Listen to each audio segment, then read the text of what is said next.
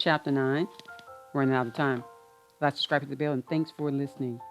Well, Mrs. Spurning said as everyone stared at Jessie, I see the blacksmith has a fan.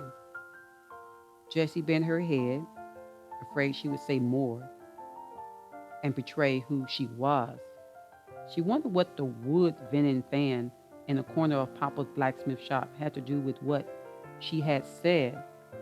She concentrated on listening to Mrs. Spurring. And don't say anything, she warned herself.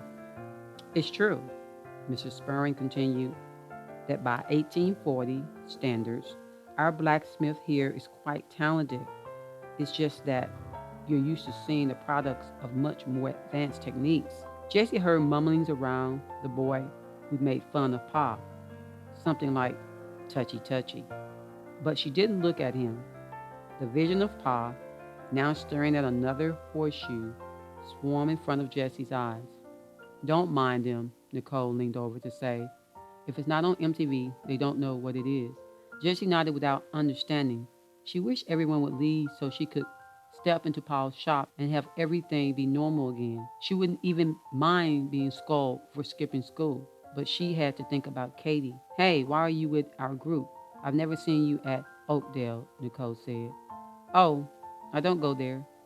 I got separated from my classmates, Jessie said, not really lying. Hope you don't get in trouble when you get back. Me too.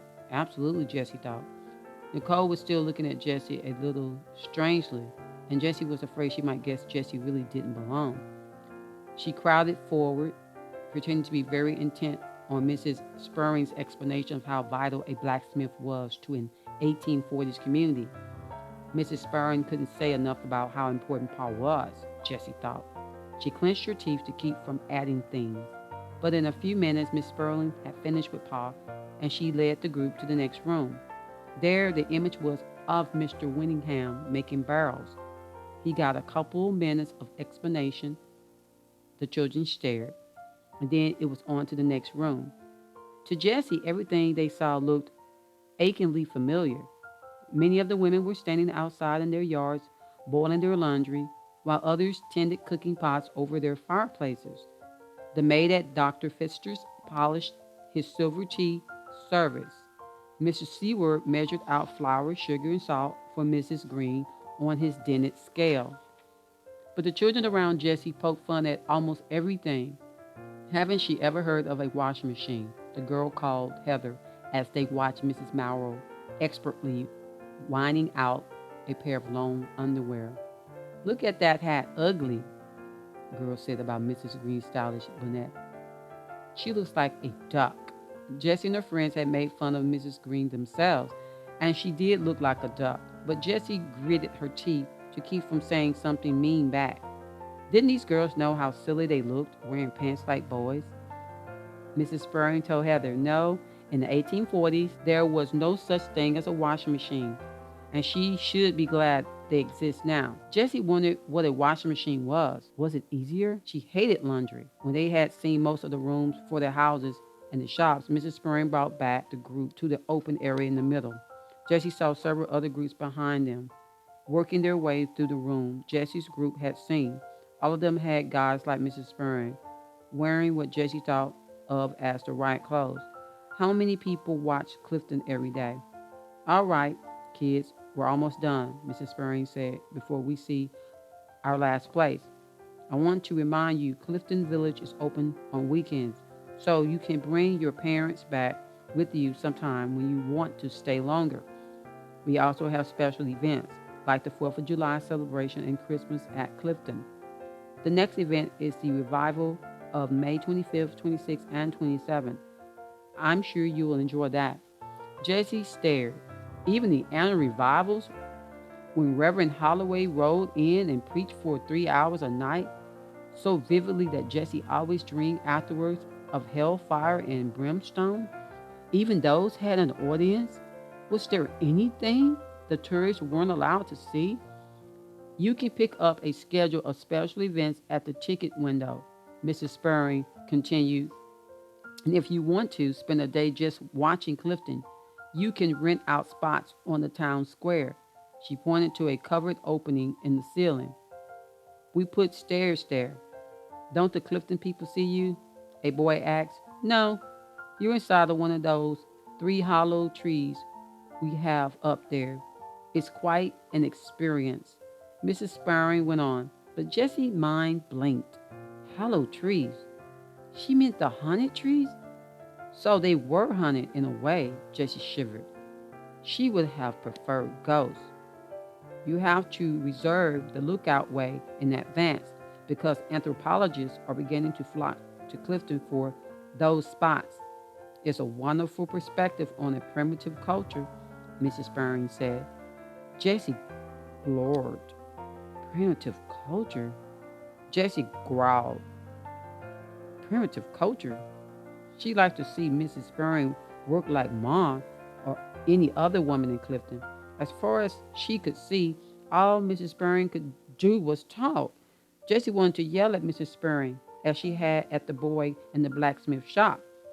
Think of Katie, she told herself. You can't, because you have to get help for Katie, and Betsy, and Albie, and Jefferson's, and repeating the names calmed her, but she almost missed hearing a voice from behind her. Isn't this whole concept a little voyeuristic? Nicole asked. Jessie didn't know what voyeuristic meant, and from their puzzled expression, it seemed a lot of the other children didn't either. Aren't we invading those people's privacy? Nicole continued. I mean, if they want to live like it's 1840s, that's fine, but why should they let us watch them? Mrs. Sparring gave Nicole the same, oh, aren't you precious look she'd given Jessie when Jessie said the village wasn't authentic. When they moved here, Mrs. Sparring said slowly, they agreed that they would be watched. In exchange, they are not bothered in their lifestyle. They have total privacy except in the common areas we've seen, and they know that. And of course, they're fine to leave whenever they want. Nicole shrugged, giving up, but Jessie bit her tongue so hard she could taste blood, holding back from telling Nicole and Mrs. Sparring and everyone else the truth. Any more questions? No. Good, because now we're going to see the school, Miss Sparring said. Jessie hung back as the others surged through the door Mrs. Sparring held open. She didn't want to see these children make fun of her friends, but finally she had to step through because the other women were staring at her again. The woman had told Mrs. Sparring she was a chaperone, nor woman.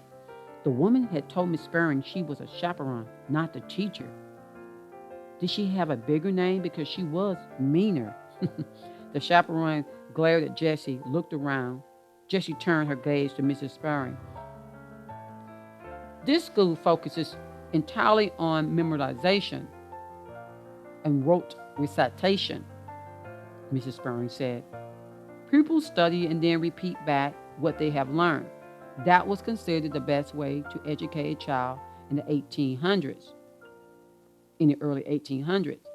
Jessie wondered how else everyone could learn something besides memorizing it. Listen now, Mrs. Sparring said.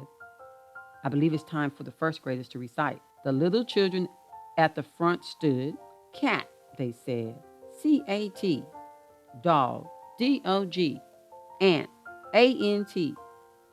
Jessie murmured so softly she was sure no one would hear. Katie had recited those words for Jessie just a few days ago, while Mom was busy listening to Bartholomew's geography recitation. Katie stood by the fire because she was always cold, and the light glowed around her blonde pigtails. Her little voice was clear and sure. Now tears threatened in Jessie's eyes, and she forced herself to stop thinking about Katie. She scanned the seats for new absentees. They might be important to remember, she told herself sternly. Sadly, there were plenty to notice. Miranda Simpson was now gone too. Harlan Brill, Latita Rotherham, James Benton, and Malcolm Steele. There was almost as many children missing as present. Jessie wondered what excuse tourists got if they noticed all absent pupils. Wait, she didn't have to wonder. Everyone thought she was a tourist. She might as well play alone. Why are there so many empty seats? she asked when Mrs. Spurring paused and seemed ready for questions. Jessie kept her voice innocent, the way she did when she teased Hannah. Oh, they were having some germ going around. Colds, nothing serious. I'm sure there are times when Oakdale's empty too, Miss Spurring said. Her tone was so casual that Jessie decided Mrs. Spurring really believed what she said. How was she to know? Shh, Miss Spurring said. It's time for the 7th and 8th graders. Would you all know this? In unison, Mary, Hannah, Chester, and Richard began reeling off the states and the years they had joined the Union. They stumbled a little between Tennessee and Ohio, 1796 and 1803. But the students around Jessie looked impressed. They don't have as many to memorize, one boy said. True, but could you do even half? The boy grinned and shook his head. Jessie wasn't quite sure what Mrs. Sparling meant. How many states did the United States have?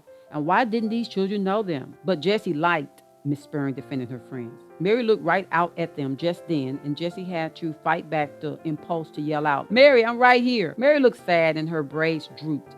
Jessie would have liked to have told her that Jessie at least wasn't sick. The other children around Jessie were getting restless, as though it were them sitting on the school benches. They whispered and laughed while Mrs. Spurring talked on.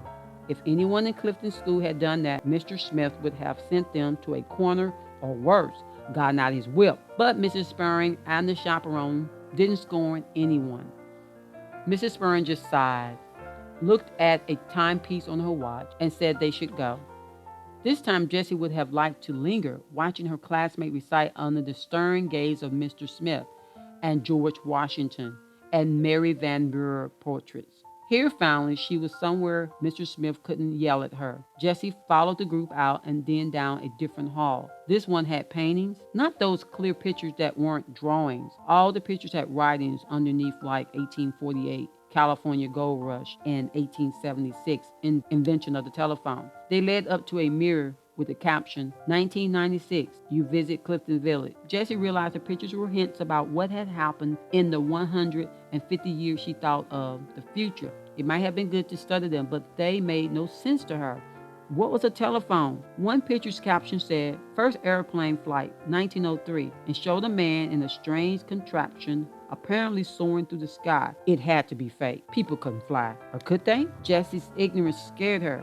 What if she couldn't make sense of anything in the outside world? The pictures made Jessie so nervous, she decided to ignore them. In spite of her fear, she had to leave. The tour had already delayed her, and who could say when even a few hours meant to Katie and the others. At the end of the hall, Mrs. Spurring said goodbye and left the children to the Herald chaperone. All right, kids, you can eat your lunches now. If you brought money, you can go back to the snack bar. Let's all sit in a group over there. Okay, the chaperone said, pointing to the tables and chairs where the guards had sat the night before. Jessie liked the chaperone a little better for saying okay, so it was allowed out here. I'm going to the gift shop, Nicole said. Want to come? I think they'll sell some of those horseshoes the blacksmith makes. For a minute, Jessie was tempted. It would be less obvious if she went into whatever this gift shop place was, instead of walking out the door right away. She'd never seen a gift shop before.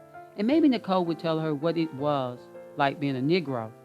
The only way Nicole seemed different was that she was nicer than the other children. But Jessie remembered she didn't have the time for curiosity. No thanks, she finally said to Nicole. I've got to find my classmates. Jessie wished she hadn't had to lie to Nicole. Okay, Nicole said. It was nice meeting you. Jessie watched Nicole turn and walk away. Then, when the chaperone looked away, Jessie headed for the front door. Like, subscribe to the bell, and thanks for listening.